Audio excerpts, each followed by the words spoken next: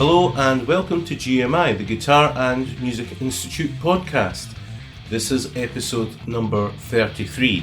My name is Jed Brocky and today I'm going to be talking to Paul Holcomb, who has created or is creating an amazing new plectrum alternative. That alternative is called the Leap. Now, we had thought about teasing you about what we were actually going to be discussing and what Paul is developing. It's a plectrum alternative. Now, if you thought the humble plectrum was an easy thing to develop, think again. I was really taken by the design drawings that Paul has had created for this new product, and he is looking to convince guitar players that this is a good alternative to the traditional and humble pick. For all you guitarists out there, I'm sure you're going to love listening to all the details that Paul's going to share. I was just really amazed at how complex it is to get a new business off the ground. So just for listening to this podcast, you can get a discount from the gmiguitarshop.com. We have a huge range of products for guitarists for all ages, styles and technical abilities.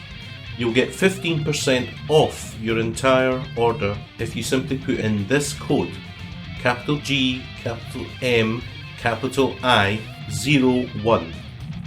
If you come over to the Guitar Music Institute website, that's at www.guitarmusicinstitute.com, you will see that code. Let's hear what Paul's got to say about the Edge. Paul, it is fantastic to speak to you, yet another person on another continent. Whereabout are you? I'm in Florida. Oh dear, Florida, right. How are you getting on with all these storms? It hasn't affected you, has it? Well, it's, I lived in Florida almost all my life, so you kind of get used to it. You get used to your roof getting blown off, do you? Well, that's what you see on the news, but it doesn't really happen in reality. well, fingers crossed. Usually. But the last few storms have been up in the Panhandle. I'm in South Florida. Right. Near the tip. West Palm Beach area. Very nice. Yeah, exactly. So do you get lots of nice weather? You're not very brown. I am, actually. I don't know. I travel a lot for my day job, so I'm usually in another state and indoors a lot. But when I'm here, I try to get out. That's a good link, because we're going to be talking about, I don't know if it's a new invention, maybe it is a new invention, you can enlighten me on that, but as we tease the listeners, maybe you could just tell us about you. Sure. So my background is in design, typically visual design. So I just real quick, I guess I was a designer in the Air Force for 9 years, and so I've been doing various design work for various campaigns for the Air Force Special Operations Command and whatnot. So I kind of got my roots in visual design. And then in the early 90s, I transitioned to more of the digital design and basically got out of the Air Force and started a small agency. And one thing that our sort of roots in that agency were basically following a user-centered design methodology, where we do our research, we make sure all of our design work is sort of what I like to call evidence-based design, meaning that the end design you come up with is, you can justify it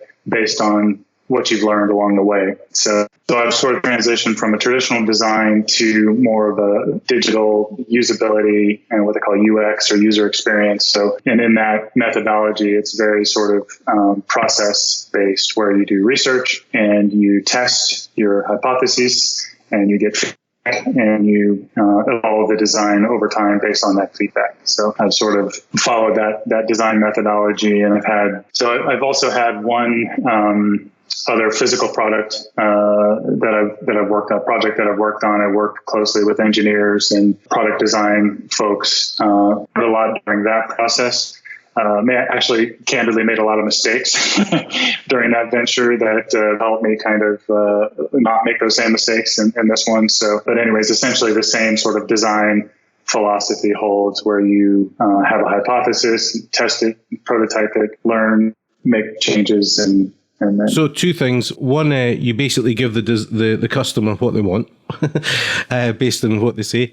What was the physical thing you were making? If you worked for the Air Force, I think it was a bomb or something like that. well, no. So my physical. So I most of my basically when I got out of the Air Force, I started my own digital agency, and I've been self-employed for probably 13 out of the last 16, 17 years. Only more recently have I kind of gotten back into the corporate world, if you will, and taken a lot of that sort of entrepreneurial lessons from the trenches into the corporate environment. So the physical product that I made before was actually in the gaming and fitness space. It was essentially a dumbbell for the Wii when the Wii Fit was popular. That product is called Reflex, Riiflex, and so if you type that into Google, you'll see the product and whatnot. But essentially, it was we ramped up that product quickly.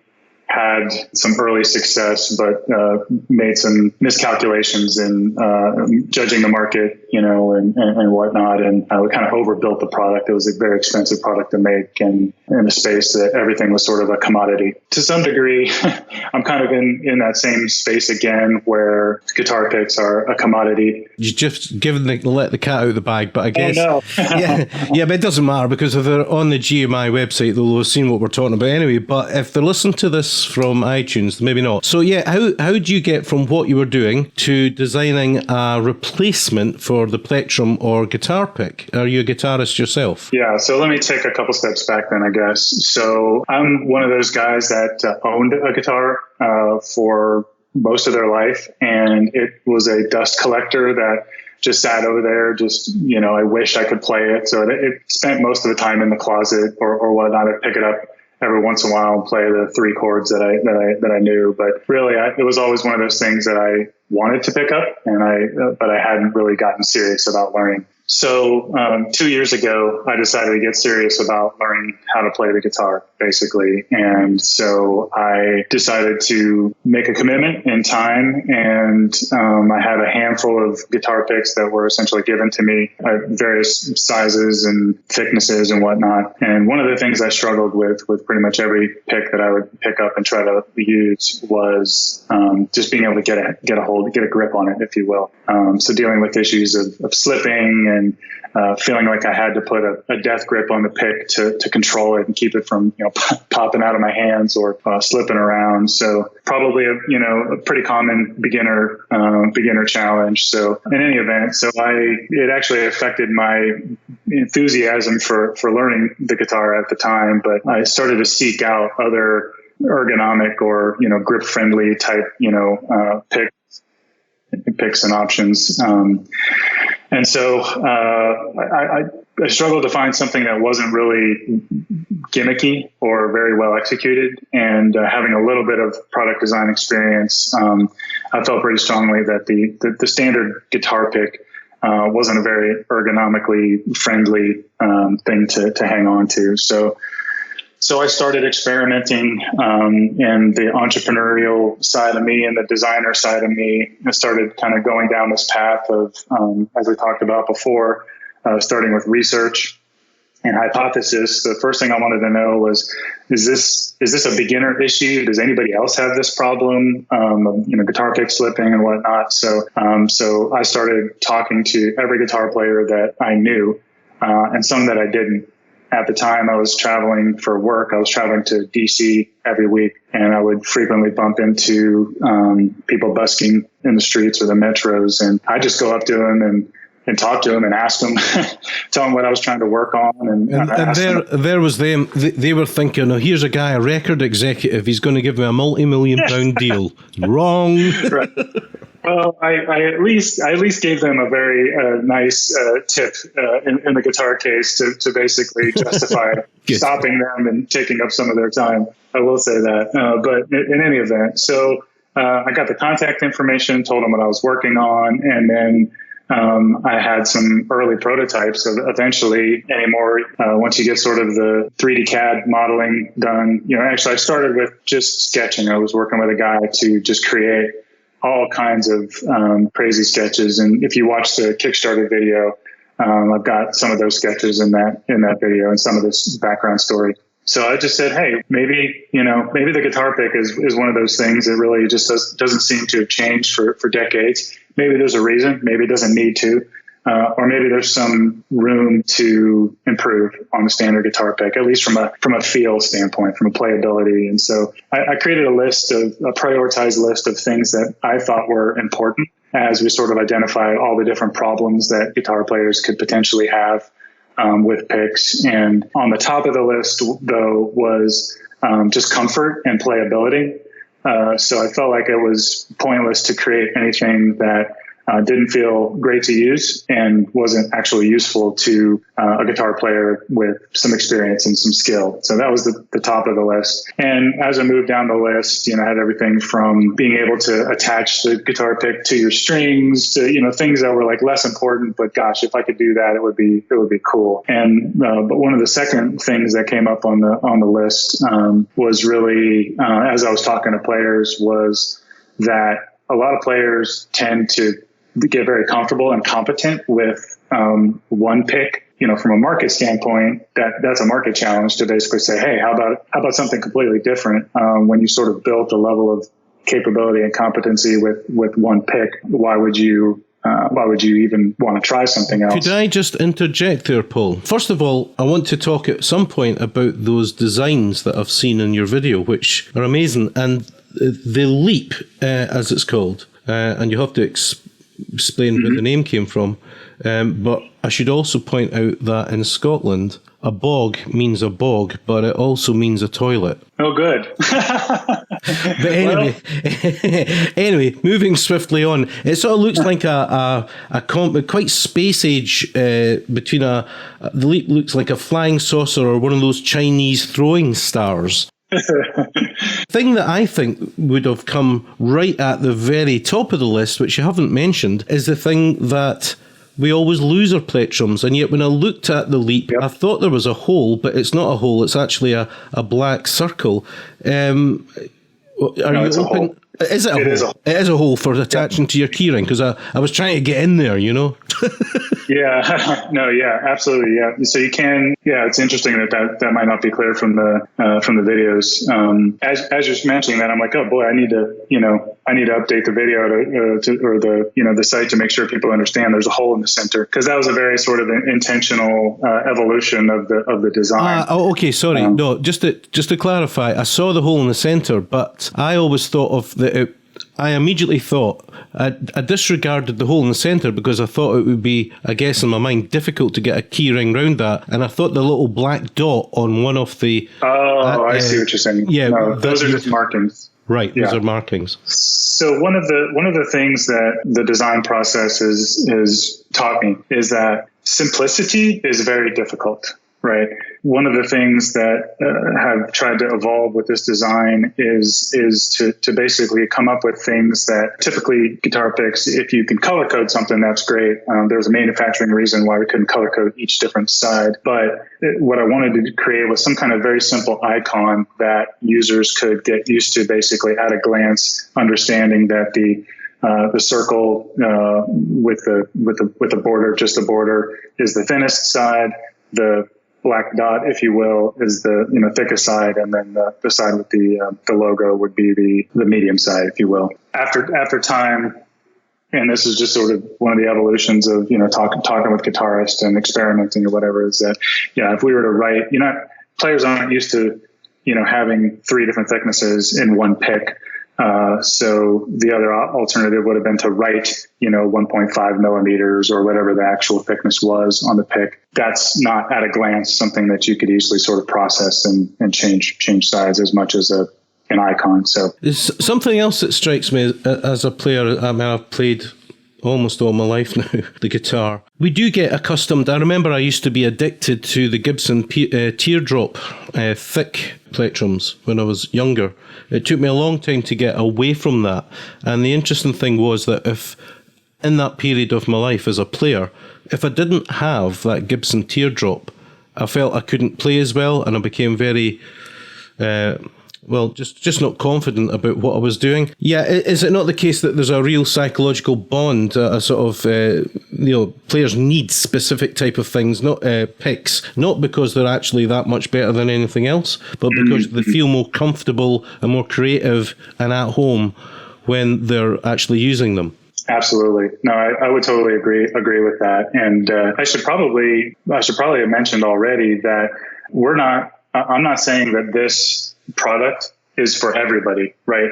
Because it's, one of the feedback that we've been getting is very, very sort of, we've gotten reactions and responses that span the spectrum. I've probably had 40 or so players testing the product, actually putting hands on, from early prototypes to where we're at now. The overwhelming response is that this feels great. It's unlike anything that I've felt before.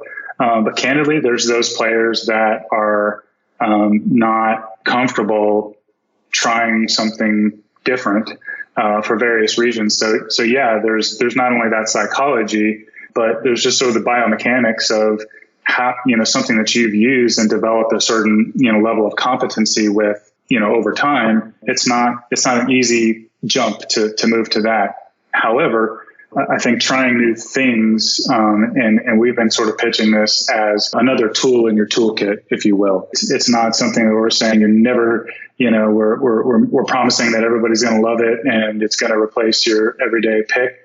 That's been the case for a lot of the players that we've talked to, but it doesn't mean it's everything. And so that everybody's going to have that same, reaction. So, and you're right. People are passionate about their guitar picks and they're harshly criticizing things that are new into the market because there's been a lot of, gimmicks, and so. Would it be the case that if you actually marketed this to people, using the marketing sort of phrases like, if you've been struggling to play the guitar?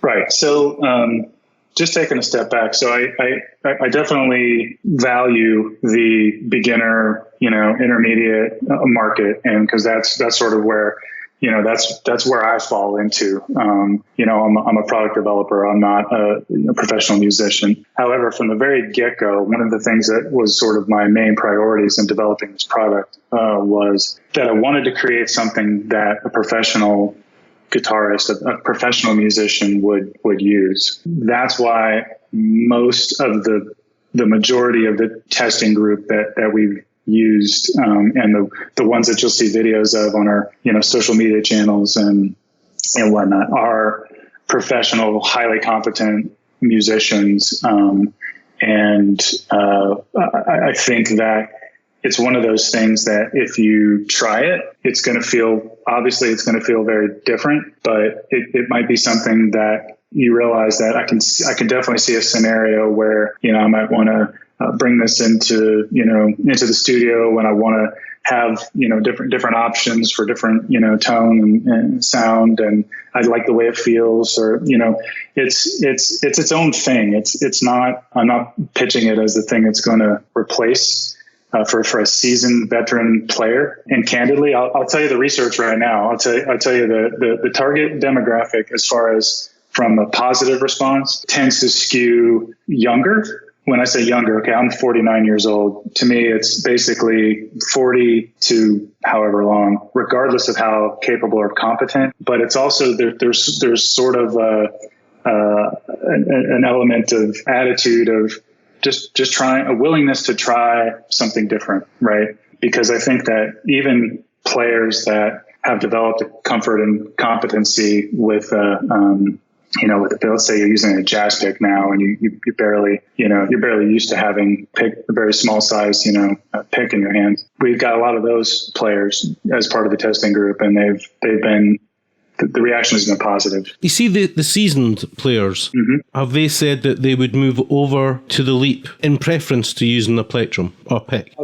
I've had some players that have said that, but also have to understand that we are in the final stages of fine tuning this product. We've learned a lot along the way. This is version 1. The product that's going to market is version 1. And we even have a few modifications that we're making before we're fulfilling the Kickstarter campaign, just to improve the feel a little bit. That seasoned player, there's an element of them that are like, yeah, I like this just as it is, and for various reasons they would. But I'm not making that claim because guitar picks are so, it's such a personal choice. I'm not saying it's going to. So I want to ask you some quick fire questions. Okay. Where will these picks be manufactured? They'll be manufactured in Minnesota, United States. Oh, they're going to be manufactured. Right, that's fantastic. Local jobs for local people. Yeah. The other thing is, if you keep it reasonably short, just the price. On the Kickstarter campaign, it's make a pledge, and it's pledge $14 or more. Once this goes into manufacture, how much would the Leap cost? Right now, the target price point is basically $7 a pick. And so if you go to Kickstarter,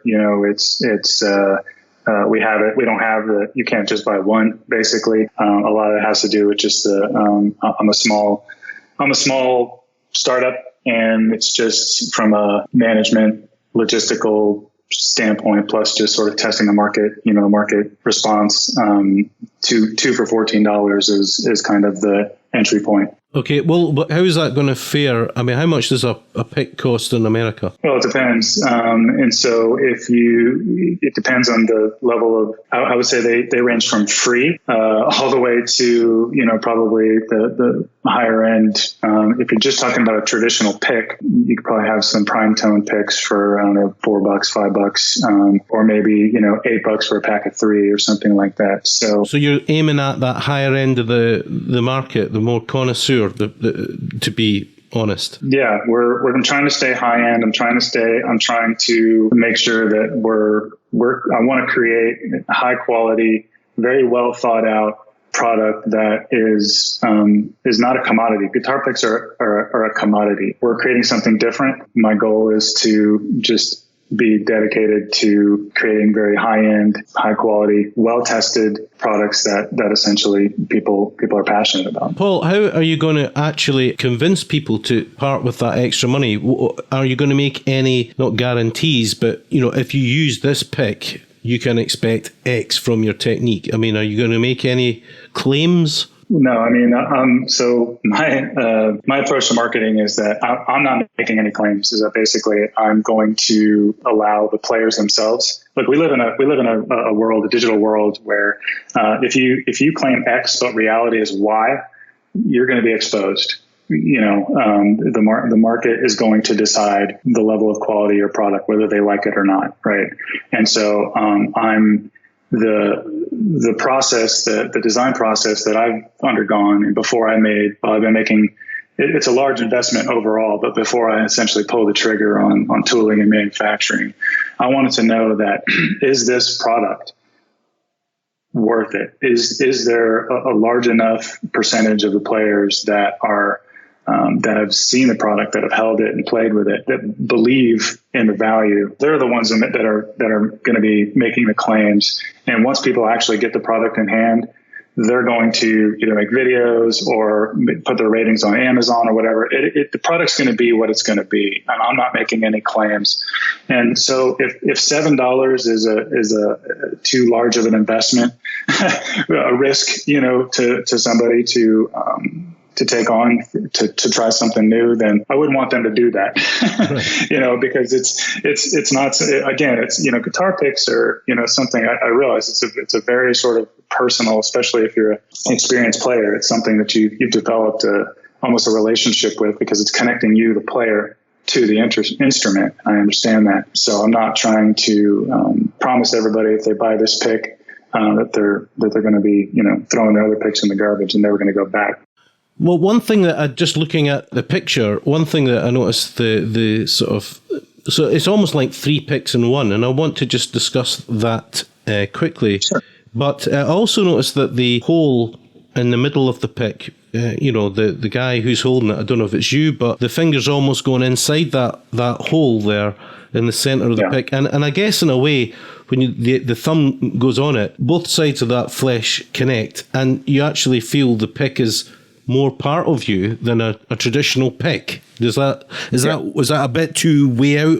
No, that's spot on. Because basically the early prototypes that we had did not have a hole in them, and candidly, the funny thing is like the very first pick that I printed or whatever was basically just the size of, if you just took 3 standard guitar picks and put them together, basically glued them together where somebody would grip them, that was the size target, right? Understanding that it was big. But over time, we actually started larger and then got smaller and smaller and smaller.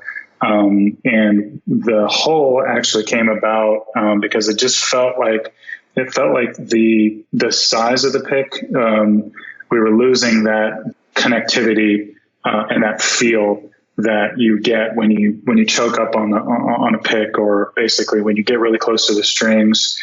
That little bit of contact that your index finger makes with your thumb, it really just helps the player really feel, the playability and want to just feel. It just increases the feel and the grip. And it's easier to grip as well. And so we spent a lot of time on that. Would be a great marketing thing, wouldn't it? A pick isn't an external object for your playing, it should be part of you or something like that. Now, just around that circular, there's raised area with little grooves, and those, I take it, are to help with purchase. So essentially that thumb deck, if you will, that's what I've been referring to it as, was originally sort of flat. And so it didn't have the grooves or whatever. It was just not flat. I'm sorry. It was like a bowl. It didn't have any raised or whatever. But we found in the manufacturing process that it would create hot spots or as parts cool. It was basically a manufacturing issue that affected quality. So we tried to figure out how to have this nice grippy feel. Be able to create the spaces in between the material. I don't know if that makes sense, but basically it started as a manufacturing issue, a challenge, and then turned into exactly what you said, a way to increase the grip and the feel, and it turned out pretty good. The areas that I'm a wee bit, maybe not concerned about, but you've got 3 picks in one. I don't know if those are different thicknesses. And second is you've got picks for acoustic and picks for electric. And the third thing is, when I was watching one of your videos on the lead, but specifically the electric guitar pick, there didn't seem to be a lot of resistance to the string, and I was wondering about the thickness. So could you cover those 3 areas? Yep. So just if I miss something, let me know. Okay. So because I'm gonna basically rewind the story a little bit. The design process all started with 1 pick. We didn't have 2 picks in the beginning, and so we saw value in 3 different thicknesses to basically give the player options when they're playing lead or rhythm or laying down a track, because that was one of the feedbacks we got, is that sometimes I like to do this, sometimes I like to do that. And so we had a thin side and a thick side and a medium side on the original sort of prototypes. What we learned is that the players that gravitated to the thickest side hardly ever found cases where they would want the thinner side. And if they did, it would be a different sort of thicknesses. So anyways, long story short, our process sort of branched into 2 different models, basically one for rhythm and one for lead. And the thinking about basically the acoustic player or the electric players, kind of in mind. So the model I think you're talking about, the electric or the lead model, essentially has a 1.5 millimeter jazz style, like a stubby short jazz style side, and then I think the other 2 sides are it's like a 0.73 medium side, and then like a 0.96 thicker side, and it's plenty thick too for power chords or metal type play. I do have a video. Don't know if it's on. I don't think it's on the Kickstarter campaign, but on our Instagram, if you guys playing some heavy metal. We'll certainly want to put those on the GMI website for this podcast. I don't know if you addressed everything, but just one thing before I forget about it. Although you're saying you want the players to decide for themselves, you're not above actually talking about it actually can prevent strain, and pain.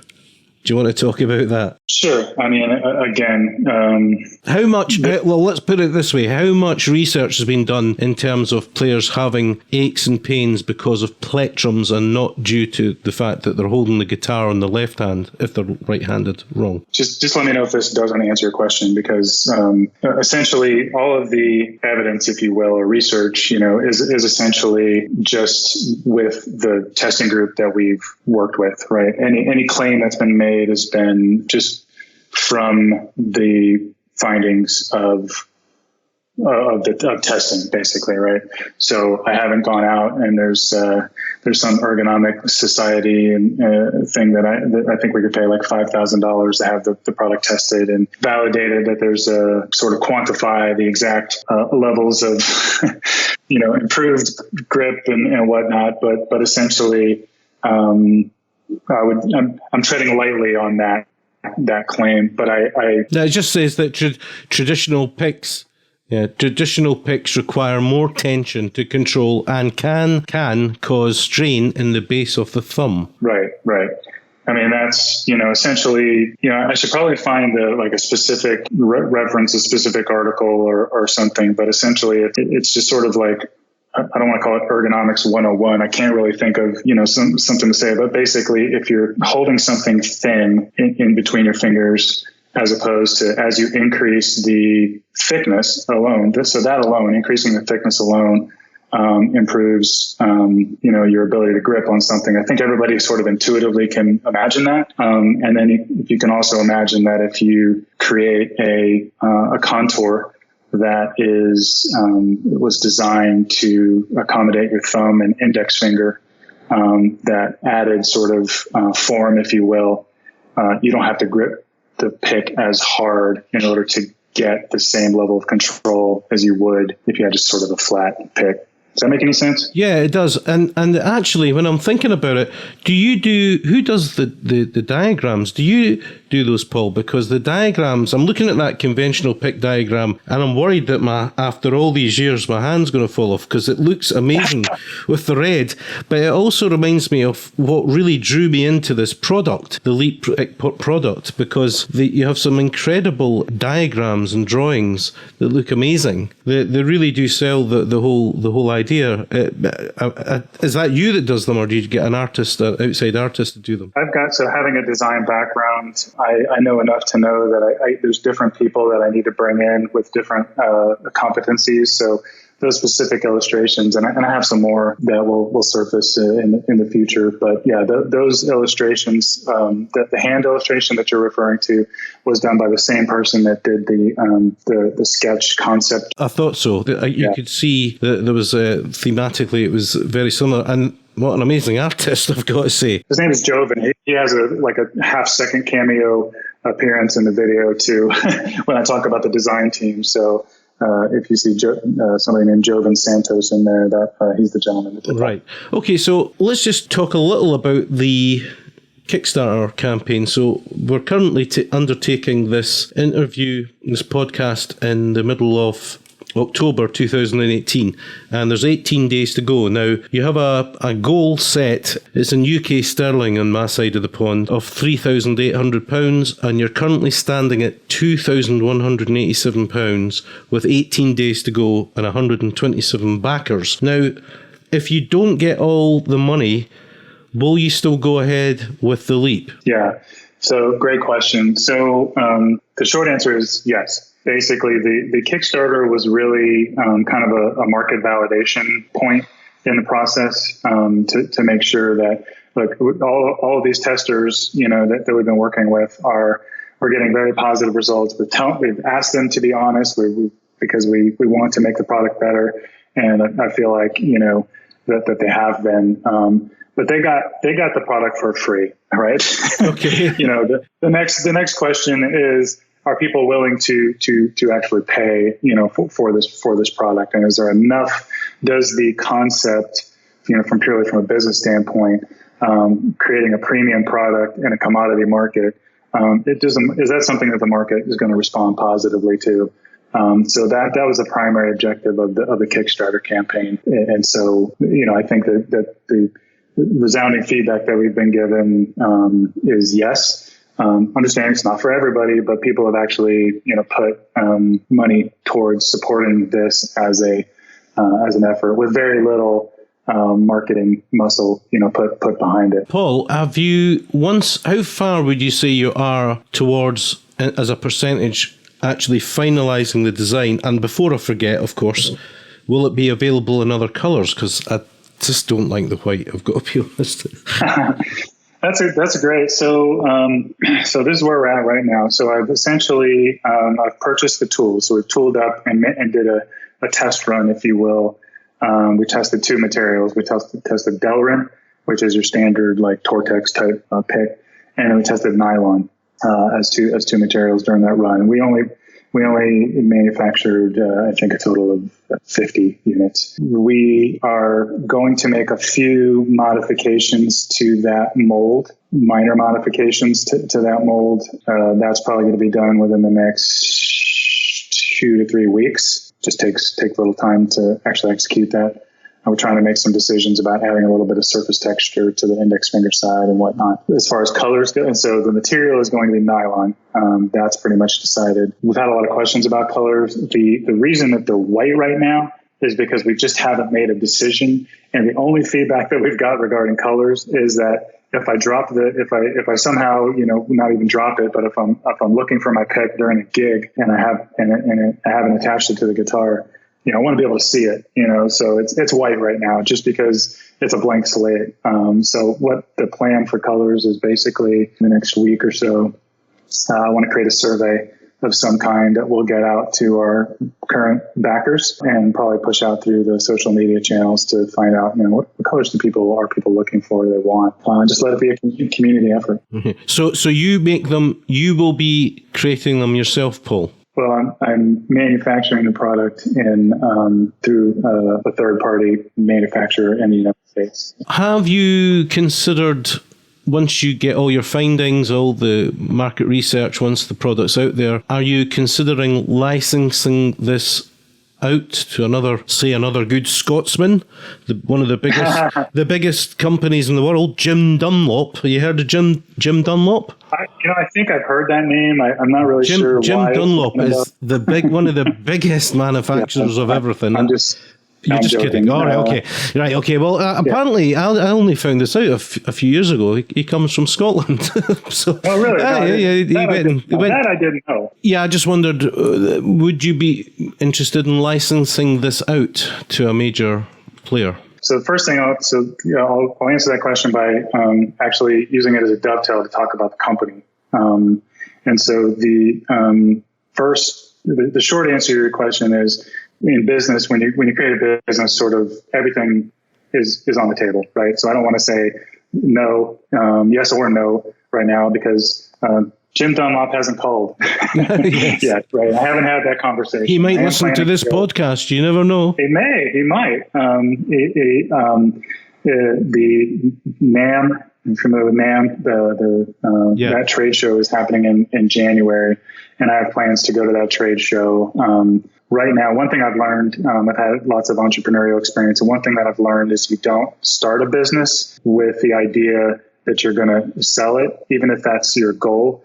That the ultimate objective should be to build as much value into the company as possible and have a dedication to creating the best products and the best sort of customer service, so on and so forth, as possible. And then that will eventually yield more opportunities down the road. Well, I'll tell you what. You should, if you do go to NAMM and you see Jim's, just start by saying, "Jim, is it true you come from Greenock?" That's your in. But the second thing is, I think the guy's a genius because he takes a rag, right? He takes just a piece of cloth, he puts his name on it, and people pay $15 for it. It's just absolute genius. Yeah, we can't knock him for that. But for me as a startup, right? I'm coming at it from a different angle. So my roots are in design, and my roots are in just really, I want to create something in this space that's a little bit different. So my design process is very sort of grassroots, right? Yeah. I'm all about building a community of fans. I'm not making promises. So let me just tell you about the DNA of the company. The DNA of the company is that I want the players to be the brand ambassadors, the customers to be the brand ambassadors. I'm more interested in lifting up sort of the everyday player, or I should say the unknown player, because there's lots of extremely talented musicians and guitar players that they're not a household name, or they're not a part of a band that's a household name, but they're extremely talented. And those are the people that I want to celebrate. I want our company to partner with those musicians to help them have a platform to showcase their capabilities and their talents. And that's where our heart is. The heart of the company was sort of born in the street, if you will. So that's kind of where the Bog Street name comes from. Plus, I'm from Florida, so a lot of the roots in the branding exercise and the name are basically that there's this cast of characters, right, that just have a love for what they do, and a passion for just playing music, right. And so I'm more interested in trying to create a platform to elevate those players than I am to try to find a celebrity household name to endorse the product. That sounds fantastic, and I really do believe you. But in a sense, it's almost lining it up. It's like in football over here, soccer to you, where the manager says, I'm all for this club. I love these fans. And the next minute he's off to another club. But I'm sure that's not going to happen here. But it sounds a fantastic point of view. Yeah. What are the chances of you sending us a couple for review? So I have, right now, I have only a handful of, so I mentioned I have the two materials. I've got one in nylon and I've got one set done in Delrin. I'm almost out. I only have a couple of the nylon ones left. And those are the ones that I want people to put their hands on when they're doing reviews. As I mentioned, over the next, we're going to be going to manufacture very soon. And so when I get my first commitment has to be so basically the short answer is I will definitely send you something to review, but the prototypes I have right now I don't have very many. And I just want to make sure I have at least one set that I keep back for myself. Absolutely. No, that's if you can get some out over to us at some point, that would be fantastic. If for nothing else, to just get it out there to all the people that subscribe to GMI and that come across the site, and just the more people that know about it, the better. Well, I'm all for people like you who take a roll of the dice, put their own money behind it, and the quality of what you're doing just shines through. My concern is if people are so wedded to the plectrum that they'll see it more as a gimmick as opposed to something that's really going to help them. But I can't see how it can do any harm. I'm a little worried about the price. I think the price is a little high, but what do I know? Maybe people were more than happy to pay that for something that's really going to help them and aid them, and that they won't lose so easily. Because that, for me, is the number one thing other than thickness, is losing plectrums. I don't know where they all go. They just disappear. Right.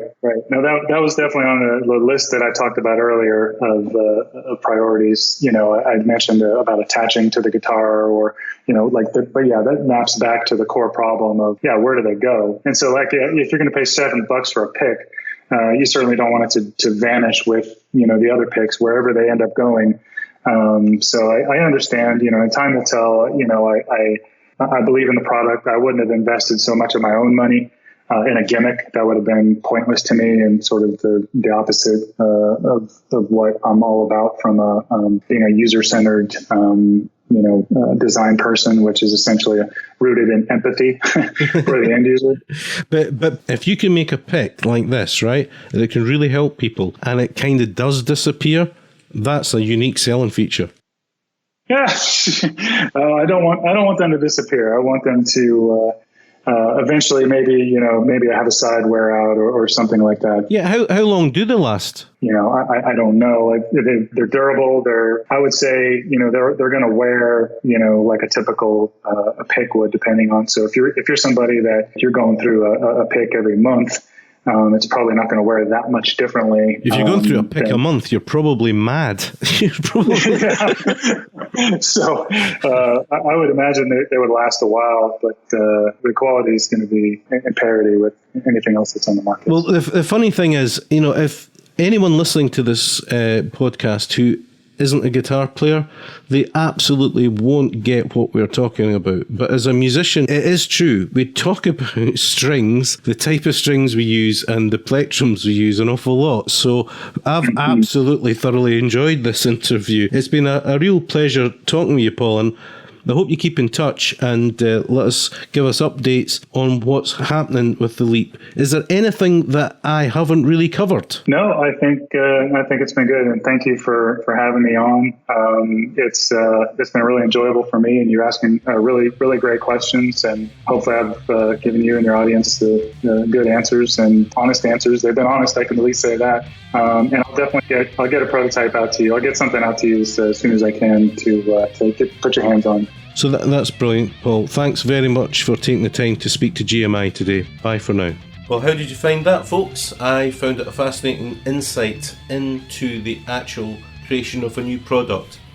I've done quite a few podcasts on new guitar products from people around the world. It always strikes me how dedicated these people are, how much it costs to get new products off the ground. If you're interested in supporting Paul in this venture and you're listening to this in October 2018, you can go over to his Kickstarter site and give him some support there. I'm sure he would love you to be part of that community. So, thanks for being part of this podcast. I hope you enjoyed it.